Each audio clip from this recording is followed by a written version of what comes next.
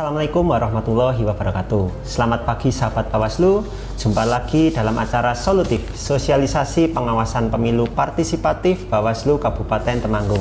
Acara yang membahas tentang kepemiluan bersama saya Adi Faisal Aziz. Sahabat Bawaslu, pada kesempatan kali ini tentu saja kita akan membahas materi yang tidak kalah menarik dari episode sebelumnya, yang mana pada kesempatan kali ini kita akan membahas materi dengan tema potensi sengketa pada tahapan pencalonan. Apa saja sih potensi yang nantinya timbul pada tahapan pencalonan tersebut, dan apa saja pengertian atau definisi dari potensi sengketa tersebut. Telah hadir di sini bersama kami dua narasumber yang tentunya sangat berkompeten di bidangnya. Di sebelah kiri saya ada Bapak Murti Anggono selaku Koordinator Divisi Penyelesaian Sengketa Bawaslu Kabupaten Temanggung. Selamat pagi Bapak. Selamat pagi Mas Adi, apa kabar? Alhamdulillah baik. Bagaimana kabarnya Pak? Alhamdulillah sehat-sehat selalu. Alhamdulillah. Kemudian di sebelah pojok kiri ada Bapak Samferi Baihaki selaku Koordinator Hukum, Humas, Data dan Informasi. Selamat pagi Bapak. Selamat pagi Mas. Baik sahabat Bawaslu, langsung saja kita masuk kepada tema kita pada hari ini. Langsung saja saya akan bertanya pada narasumber yang pertama, yaitu Bapak Murti Anggono. Saya ingin bertanya Pak, tentang apa sih potensi sengketa pada tahapan pencalonan itu sendiri, mungkin dari pengertian secara umum gitu, mungkin agar sahabat Bawaslu dapat mengerti apa sih potensi sengketa pada tahapan pencalonan. Oh iya, terima kasih Mas Adi. Selamat pagi sahabat Bawaslu di mana kalian berada. Bertemu kembali dalam konten Solutif, program dari Bawaslu Kabupaten Temanggung yang membahas tuntas tentang demokrasi dan kepemiluan. Kalau tadi kita ditanya oleh Mas Adi tentang potensi, jadi sebelum pada jawaban ini, karena sebentar lagi pemilu serentak tahun 2024 ya Mas Ferry ya, akan dimulai, karena kemarin sempat ada kegiatan RDP antara DPR, pemerintah maupun penyelenggara pemilu itu membuat sebuah kesepakatan bahwa pemilu serentak tahun 2024 akan digelar. Nah, adapun tahapan-tahapan itu akan dimulai kemungkinan tahun 2022. Nah, dalam kesempatan ini perlu kita sampaikan di mana Bawaslu khususnya Kabupaten Temanggung juga sudah mempersiapkan diri kaitannya dengan menjelang atau menghadapi tahapan-tahapan pemilu tahun 2024. Salah satunya adalah potensi sengketa pada tahapan pencalonan. Jadi tahapannya, apa sih yang dimaksud dengan sengketa itu adalah proses permohonan sengketa yang mungkin muncul pada saat pencalonan pemilu maupun pemilihan calon bupati, wakil bupati atau pemilihan daerah itu sendiri, Mas. Jadi tahapan itulah yang sangat krusial ketika pada awal itu kemungkinan juga banyak proses sengketa yang diajukan pada Bawaslu ini. Jadi potensi sengketa pada tahapan pencalonan itu proses pengajuan permohonan dari peserta pemilu kepada Bawaslu gitu ya Pak. Nah, kemudian selanjutnya saya ingin bertanya, tahapan tadi kan bicara tentang tahapan gitu ya Pak. Tahapan yang berpotensi timbulnya sengketa itu seperti apa Pak? Mungkin ada beberapa yang bisa dijabarkan. Ya, ada kurang lebih kalau nggak salah 5 ya.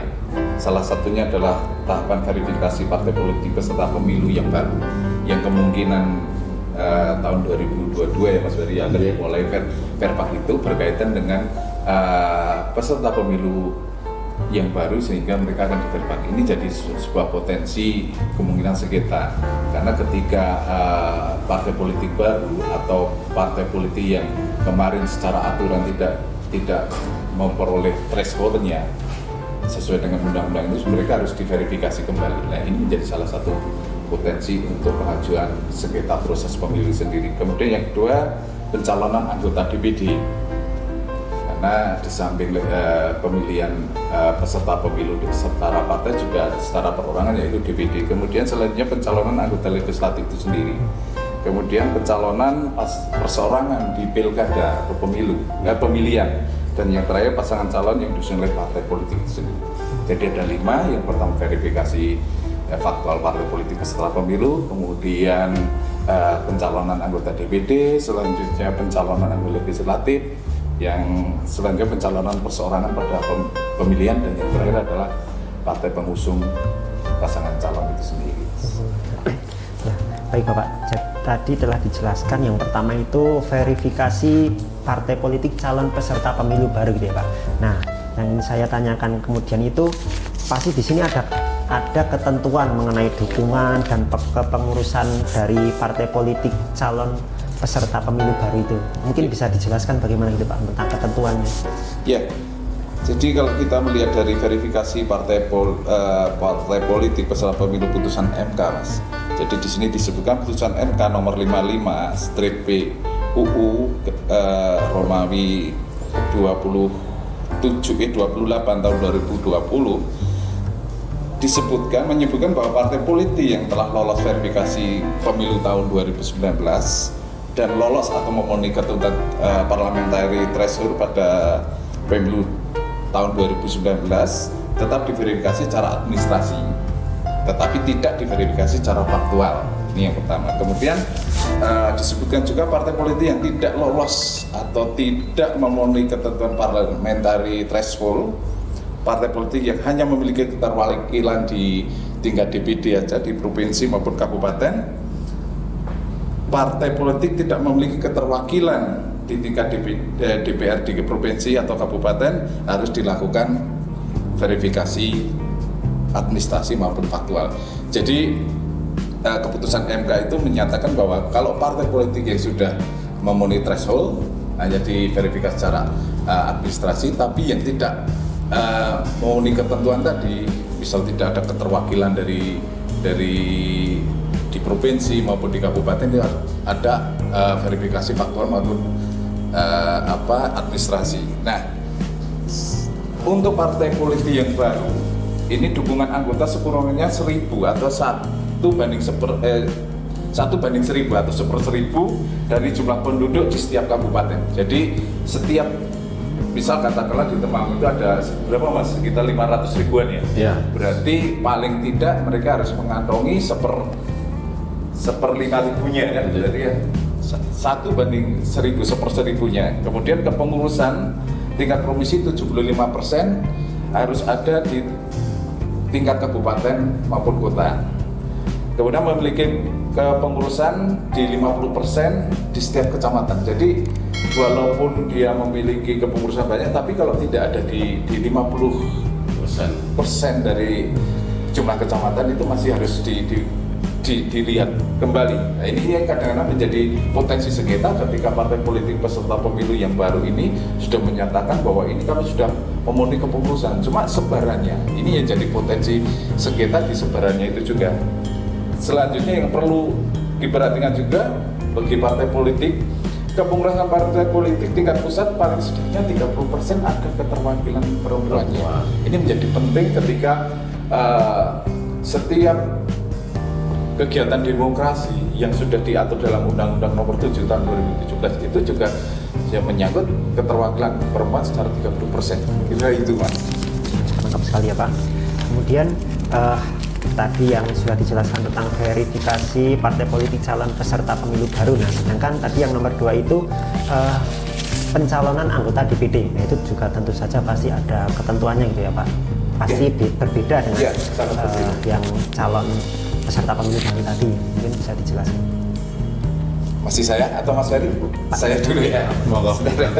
Ya, jadi gini, pencalonan anggota DPD itu kan salah satu jadi bentuk dari ketika era reformasi itu muncul sebuah dalam tanda kutip senator kan. Jadi dia keterwakilan dari setiap daerah. Jadi bagi calon anggota DPD itu harus memiliki jumlah dukungan tersebar di paling sedikit 50% dari jumlah kabupaten kota. Jadi ini mewakili provinsi. Katakanlah di provinsi Jawa Tengah itu ada 35 ya. 35 kabupaten kota. Berarti paling sedikit dia 50%. Separuhnya dari 35 itu harus memiliki dukungan. Nah, kalau di Jawa Tengah ketentuan jumlah dukungan provinsi dengan jumlah penduduk yang termuat itu sekitar 15 juta, setidaknya mereka harus memiliki suara dukungan 5 ribuan. kan gitu. Kalau kita melihat dari pengalaman persentasenya dari pengalaman pemilu 2019 kemarin, kira-kira itu Mas. Baik, terus untuk yang nomor 3 tadi pencalonan anggota legislatif gitu ya Pak. Tentu saja ada syarat lagi gitu ya Pak untuk calonnya. Nah, syarat apa saja Pak tadi untuk anggota legislatif ini? Pencalonan anggota legislatif. Oke. Jadi beda sekali ketika kalau kita bicara dengan calon anggota DPD. Kalau yang legislatif ini berkaitan dengan partai politik. Nah, syarat calon sebagai anggota legislatif itu sudah diatur dalam undang-undang. Itu jelas. Yang pertama adalah telah berumur 21 tahun. Jadi berumur 21 tahun, bertakwa kepada Tuhan Yang Maha Esa, kemudian bertempat tinggal di NKRI. Jadi artinya dia berdomisili di wilayah Kesatuan Republik Indonesia. Yang terpenting lagi dapat berbicara, kemudian dapat membaca atau menulis dalam bahasa Indonesia. Pendidikan paling rendah SLTA atau madrasah ya, dan sederajatnya. Baik itu kejuruan masuk ya. Terus yang terpenting lagi dia setia pada Pancasila dan Undang-Undang Dasar Negara Republik Indonesia tahun 1945. Jelas setia terhadap NKRI maupun Bhinneka Tunggal Ika. Tidak pernah dipidana penjara berdasarkan putusan pengadilan yang telah ingkrah. Jadi calon anggota legislatif itu juga harus memperhatikan apakah selama ini dia terkendala oleh persoalan-persoalan hukum yang sudah ingkrah. Berkaitan dengan itu, kecuali ada hal yang menarik, kecuali kalau calon anggota legislatif ini ingin mencalonkan, dia harus berani untuk memberikan publikasi terhadap media massa secara jujur untuk menyatakan bahwa dia adalah merupakan mantan narapidana tersebut.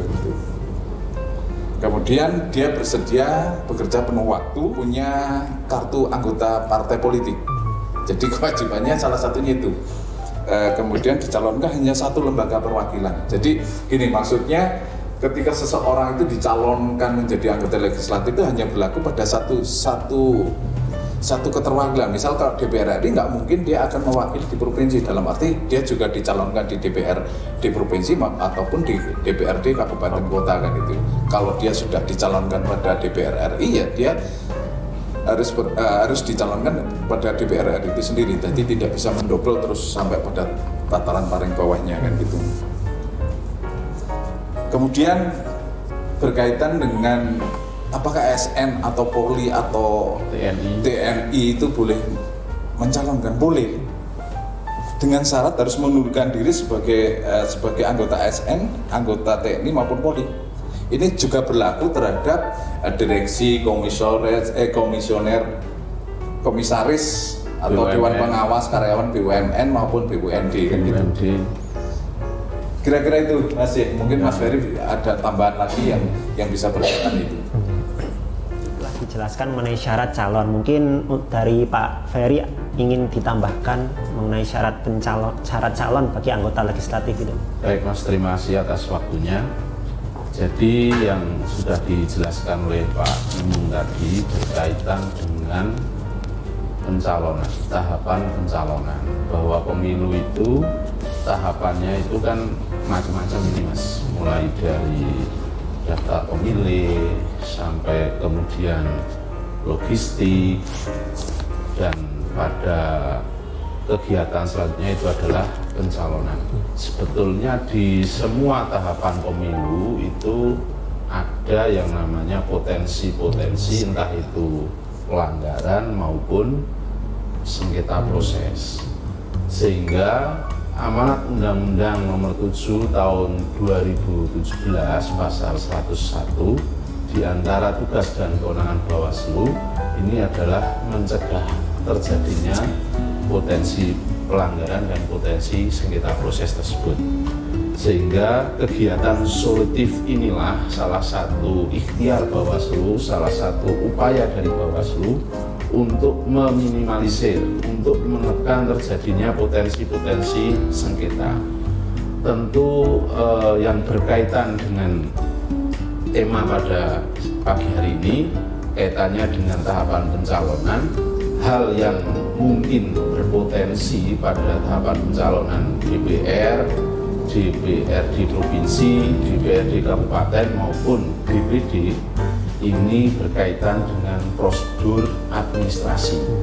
Kadang terjadi calon ini misalnya mantan napi, tapi beliau tidak mau mengumumkan bahwa dia adalah narapidana. Ini bisa jadi potensi sengketa. Kemudian berkaitan dengan umur misalnya, dia masih kurang umurnya, belum 21 tahun atau lebih. Ini bisa timbul sengketa. Ketika terjadi proses administrasi di KPU, KPU malah meloloskan atau tidak meloloskan, ini berpotensi peserta ataupun calon anggota legislatif tadi mengajukan proses sengketa, proses di Bawaslu. Ini agar itu tidak terjadi, maka Bawaslu berikhtiar untuk mensosialisasikan ini, salah satunya seperti itu, Mas.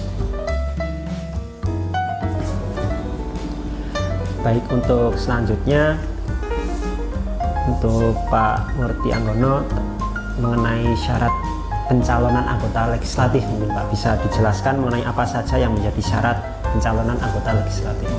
Jadi gini, ketika anggota legislatif itu mencalonkan diri harus ada 1-3, harus ada tanda tangan dari ketua atau sebutan lainnya, atau sekjen atau sekretaris jenderal atau sebutan lainnya, itu di tingkat RI. Kemudian di tingkat provinsi itu juga sama, harus ada tanda tangan ketua ataupun sekretaris. Demikian juga di tingkat kabupaten kota kan. Harus ada kepengurusan, karena ini juga menjadi potensi sengketa ya Pak. Yeah. Dalam perkembangan politik ini juga ada semacam adanya dualisme kepemimpinan, dualisme kepengurusan, sehingga partai politik pecah dan itu kan harus. Jadi KPU harus memastikan betul bahwa legal standing yang harus diloloskan dalam ini sebagai syarat itu adalah tanda tangan dari pengurus yang sah, ketua atau sekjen di dalam untuk pengajuan legislatif tingkat DPR RI, berikut ke bawahnya kan. Yeah. Baik, tadi sudah dijelaskan mengenai potensi sengketa pada tahapan pencalonan pada pemilu pemilihan umum gitu ya Pak. Kemudian potensi sengketa pada tahapan pencalonan perseorangan dalam pilkada, mungkin dari Pak Samferi Bayaki bisa dijelaskan. Terima kasih Mas. Tadi yang dijelaskan oleh Pak Murti Anggono itu kaitannya dengan Undang-Undang Nomor 7 Tahun 2017, artinya bahwa itu merupakan pemilu atau pemilihan umum DPR, DPD, DPRD provinsi maupun DPRD kabupaten kota.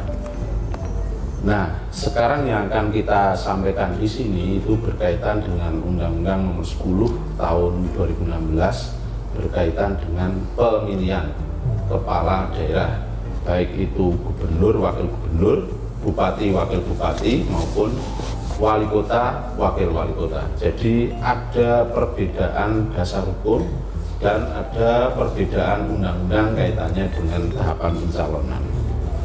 Jadi di Undang-Undang Nomor 10 Tahun 2016 ini juga diatur bahwa pada tahapan pemilihan kepala daerah boleh calon perseorangan itu mengajukan diri atau biasa disebut itu calon independen.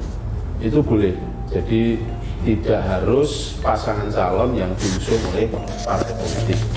Namun demikian, ini ada syarat.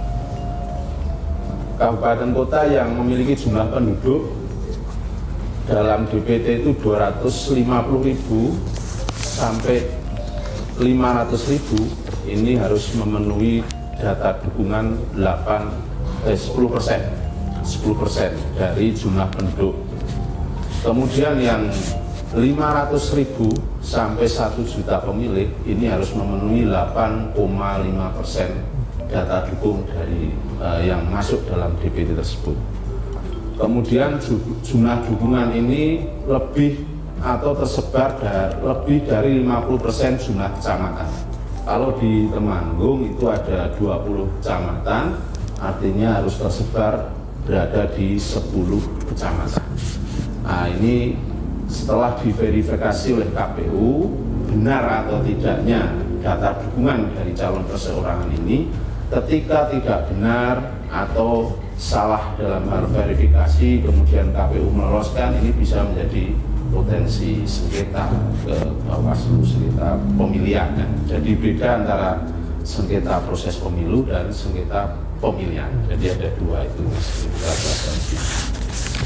Baik Pak, tadi telah dijelaskan bahwasannya ketentuan dari pemilu dan pemilihan itu berbeda. Ya. Nah, kemudian pada pemilihan atau pilkada itu pasangan calon yang diusung partai politik itu harus memenuhi ketentuan syarat apa saja Pak? Baik Mas, jadi paslon yang tadi yang saya jelaskan yang pertama itu kan pasangan calon yang independen atau perseorangan. Sedangkan yang ditanyakan Mas Adi ini kaitannya dengan pasangan calon yang diusung oleh partai politik. Itu hampir sama sebetulnya dengan calon legislatif, itu normatif sekali, seperti misalnya bertakwa kepada Tuhan, setia kepada Pancasila, Undang-Undang Dasar 1945 dan NKRI, dan pendidikan SLTA, kemudian umur bagi gubernur itu minimal 30 tahun, sedangkan bagi bupati maupun wali kota ini 25 tahun, dan punya surat keterangan bebas narkoba setelah diperiksa. Kemudian juga sama itu kaitannya dengan mau mengumumkan secara terbuka apabila calon dari bupati, wakil bupati, wali kota, wakil wali kota ini merupakan mantan narapidana. Ini beliau harus mau mengumumkan. Kemudian juga kaitannya dengan surat keterangan berkelakuan baik, itu juga harus ada. Kemudian juga tidak dinyatakan pilot, mempunyai NPWP. Kemudian sama, apabila pada tahap pencalonan ini juga tidak tertulis sebagai anggota DPD, DPR maupun DPRD kabupaten maupun provinsi, tidak juga menjabat sebagai BUMN maupun BUMD. Di antaranya seperti itu Mas. Dan syarat-syarat ini kan kaitannya dengan administrasi. Apabila ini tidak benar terkait dengan keabsahan syarat ini, bisa menimbulkan potensi sengketa. Seperti itu Mas.